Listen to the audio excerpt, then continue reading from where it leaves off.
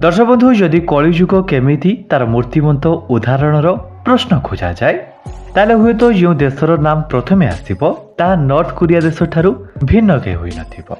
1948 रु 1994 पर्यंत किम इल सुंग, 1994 रु 2011 पर्यंत किम जोंग इल, ता छड़ा 2011 रु वर्तमान रो अद्यावधि शासक किम जोंग उन जड़े कठोर एकछत्रवादी शासक ता विषय बोधे आपण विज्ञ थिबे। आज ये वीडियो रे आमे उत्तर कोरियार शासनर किछि रोचक तथ्य आपणक सामने उपस्थापना करने को जाऊँ। आमर आशा आपण वीडियो को संपूर्ण शेष जाए देखिए। दर्शक बंधु उत्तर कोरिया रे जे शासक मानकु पूजा करा जाए केवल ताहा नुहे तांको फोटो को मध्य सेहीपरि सम्मान दिया जाए।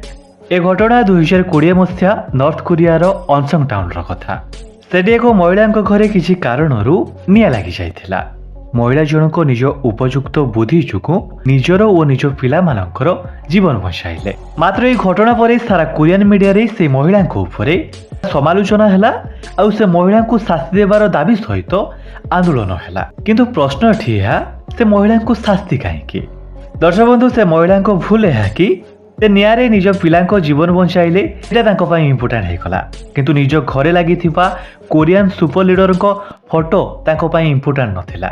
मात्र तांकर पड़ोसी जड़े कृषक निज जीवन को बाजी लगे से सुपर लीडर्स को फोटो को उद्धार कले जहाद्वारा पूरा नॉर्थ कोरियन मीडिया रे बहुत प्रशंसा करागला। दर्शक बंधु आमको आम देश उपरे गर्व रहा कथा जे आमे आम इच्छा अनुसार आम हेयर स्टाइल रखिपारछु। मात्र नॉर्थ कोरिया रे पुरुष मानकर निज हेयर कट करिपारे विभिन्न प्रतिबंधक रही। सेठाकार पुरुष माने केवल 15 प्रकार हेयर स्टाइल को ही आपणाई पारिबे जहाँ सेठाकार गवर्नमेंट द्वारा स्वीकृत।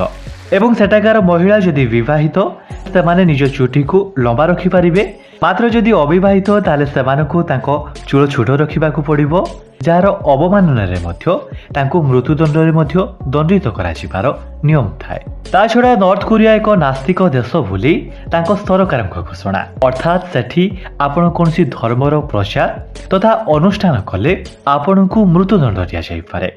केवल निज मनरे ही कौन धर्म को मानि पारिबे किंतु मस्जिद गिरजा मंदिर रे नुहे। दर्शक बंधु यह नुहे कि नॉर्थ कोरिया रे वोटिंग हुएनी सेठी मध्य इलेक्शन हुए। मात्र सेठाकार लोकों पाखरे वोटिंग देवार ओपिनियन केवल गोटे थाए सेठाकार किम परिवार शासक ही शासन गादी में बसती। दर्शक बंधु आपण शुणी आश्चर्य हेबे किम जोंग उन को बापा किम जोंग इल को 17 डिसेम्बर 2011 रे मृत्यु हेबा परे प्रतिवर्ष तांको मृत्युर सुखरे सारा देश 10 दिन पालन करे। आउ ये 10 दिन रे सेठाकार लोकों उपरे बहुत गुड़िए प्रतिबंधक थाए जेमिति कि 10 दिन रे कहीं हसी पारिबेनी, जन्मदिन पालन मना, निशा सेवन मना। अर्थात यही 10 दिन रे देशवासी कौन सी प्लेजर एक्टिविटी करि पारिबेनी। जदि यही 10 दिन भितर परिवार सदस्यों भितर कहार भी मृत्यु भी हुए ताले मध्य कई सदस्य जोरे कांदी पारिबेनी कारण ठारे किम जोंग इल को मृत्युर दुख बड़ परिवार सदस्यों मृत्यु बड़ नुहे।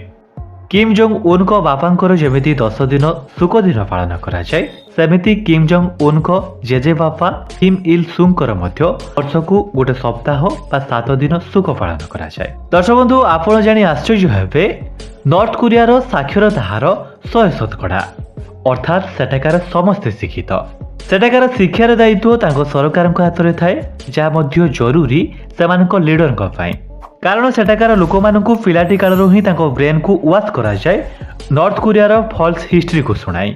तांको इतिहास रे यह वर्णना होइथाय कि तांको सुपर लीडर हेउचंती भगवान को अवतार जो माने नॉर्थ कोरिया को जापान, साउथ कोरिया, अमेरिका परी अत्याचारी देशठू एका ही बचई थिले।